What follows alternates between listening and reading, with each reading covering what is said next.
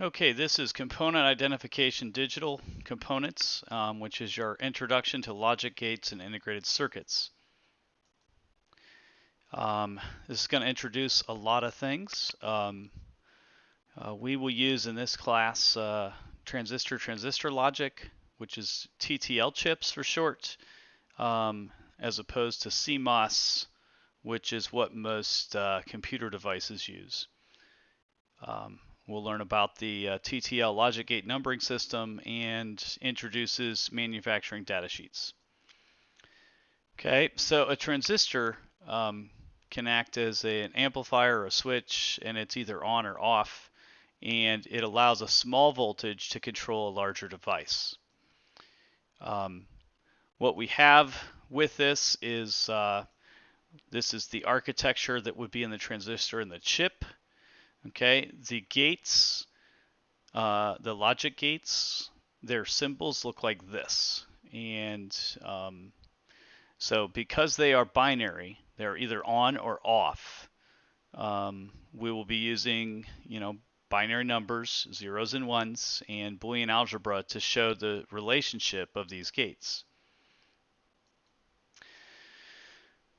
Okay, so again, this is what that architecture looks like in the chip. The actual gate looks like this. The circuit, as you've seen in some examples of things we've already looked at, the actual chip that we prototype with looks like this, but those chips can come in different packages. And what we see then on there is, there are 14 pins on a typical chip. So in this particular chip, there are 4 different logic gates with inputs and outputs on the gate. Some of these common electrical components, if we actually solder, we solder a socket in, which is like number 1 and 2, and then those chips actually get plugged into a socket. That way, if a chip goes bad or needs to be replaced, then you don't have to desolder the chip. You just pull the chip out and put a new chip in. The chips like 3 and 4, those are the dual inline packages that we use for breadboarding. And as you can see, 5, 6, 7, and 8 are different packages that have, sometimes they have the same operation, but they're a little bit smaller. The SOIC, small outline integrated chip, or the chip carriers, the quad packs, there can be different packages where the chips do the same function, but what we will use in class is mostly number 3 and 4. Okay, so when you have inputs into a truth table, you will have some outputs, or one output. So we have X and Y, their input, so there's 4 possibilities. If X and Y are both off, what comes out of Z? And every different gate will have a different output. So those numbers do represent binary 0, binary 1, binary 2, binary 3. And again, we'll have a lesson to learn to count in binary and transform decimal numbers into binary numbers. We will do that later. Okay, so all we're working at with this activity is working through the truth tables with the binary numbers. Those packages, they come in lots of different packages. The TTL, the transistor logic, and the CMOS. The TTLs are a little bit more power hungry, but they're less static sensitive. And the CMOS is a little bit more advanced chip, but they're very sensitive to static electricity, which is why we don't use those. There are different package sizes in terms of the number of gates that exist on all those chips, all the way from small scale integration to medium scale integration, all the way up to very large scale or gigascale, which would be like the chip on a computer. All these other ones that can also come in the different package styles. Through-hole technology, surface mount, dual inline package, which that's again the one that we use most often. The TTL versus CMOS, the TTL is faster, And as I already said earlier, not sensitive to electrostatic discharges, but the CMOS uses less power. And again, an example of the different sizes are basic logic gates and, or, NAND, and NOR. There are less than 10 gates on the chip. We will do some work with medium scale chips this year. All the way up to a gigascale, you have a lot of gates on that chip then. So dual online package is what we usually use, and then the other ones are all surface mounts that you'll usually see on a motherboard. At one time, the ice machine broke down in the boys' locker room or in the training room, and when you open up that locker room, you didn't see these type of chips in the ice machine. You saw very simple TTL chips that were inside. Also, on the smart boards, there are TTL chips. Again, this is old technology, but if old technology gets the job done, that's what we're going to use because it's cheaper. Okay, the through-hole technology, easier to solder, easier to use in proto boards, but they're larger, so you're not going to you'll use those type of logic gates, but you'll use a smaller package when you're actually making or designing a cell phone or stereo system or whatever.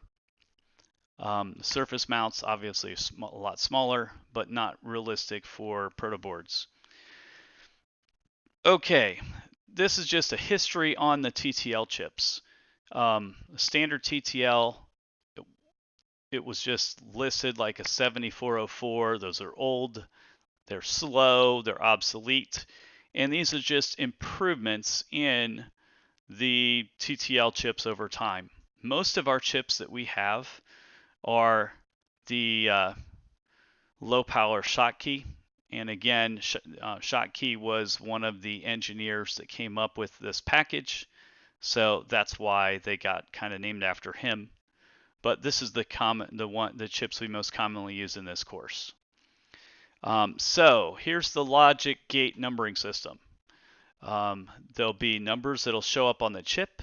Again, the chips all look very similar, but they have different numbers printed on them. As we go through this, the very first two indicate who manufactured the chip. The next two numbers tells us it's a TTL because it's a 74 series. That means it's a through-hole logic. The LS tells us that's the low power Schottky. The 08 chip tells us what its function is. For example, an 04 is an inverter, and in this case, the 08 is an AND gate. You'll learn these as you go through, and then the N is the package style that we want to use. That's a dual inline package. So that means it's going to be through-hole, dual inline package, and those are the chips we use most commonly.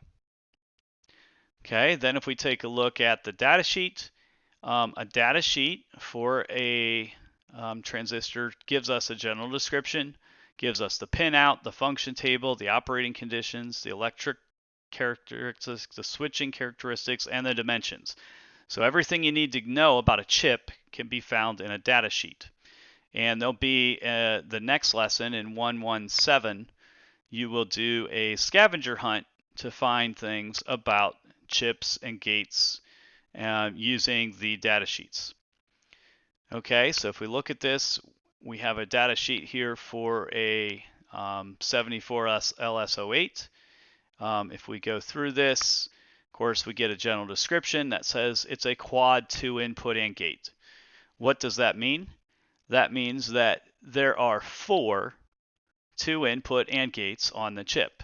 And as we can see with this, 1 and 2 would be inputs into the AND gate, 3 is an output. There's another input with 4 and 5, 6 is an output. There's an input with 9 and 10, and 8 is an output.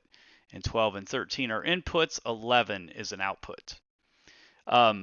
You can also see on this diagram that we see that pin 7 is ground and pin 14 is VCC, which that's the digital power of 5 volts on a digital power supply. We're not going to use a 5-volt battery. We use a 5-volt power supply. So if we look at that, the inputs for the AND gate, A and B are the inputs, Y is the output. So if we're low and low, that tells us that the output's low, low and high, it's low, high and low is low, and if they're both high, logic levels, that would be a high.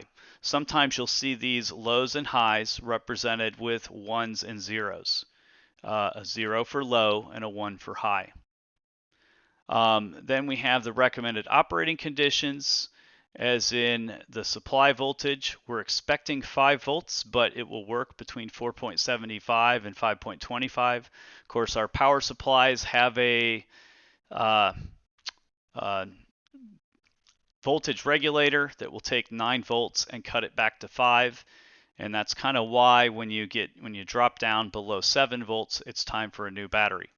Also gives us the operating temperatures from 0 Celsius to 70 Celsius recommended, and so on.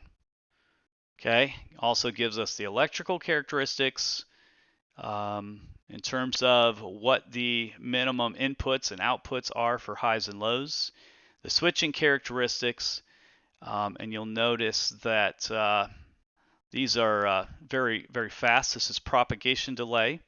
This is the time it takes for a TTL chip to make a decision.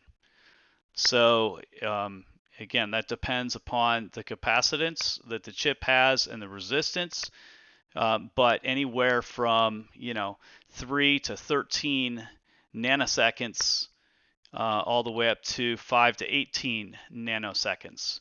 So that's making a decision in a very short amount of time. These are much faster, even though it's older technology, to read through and have a current level go through a logic gate and make a chip or make a decision. These are much faster at 20 nanoseconds than our VEX Cortexes, which are reading one line of code at a time every 15 or 20 milliseconds. So our VEX robots are actually much slower to process things. And we also have the physical descriptions. The one thing that's important to note about these is how you identify pin number 1. There will be a circle or a small indentation or this little U cut out, as we see, and that lets you identify pin number 1. There should be no cutouts on both ends of the chip, because then it becomes important to know that pin 7 is ground and pin 14 is power. And that is for like 90% of our chips, but there are some of our chips that have power and ground at different pins. So it is always important to check and know what the pin out is for a new chip anytime you're using it. And that is the end of the PowerPoint.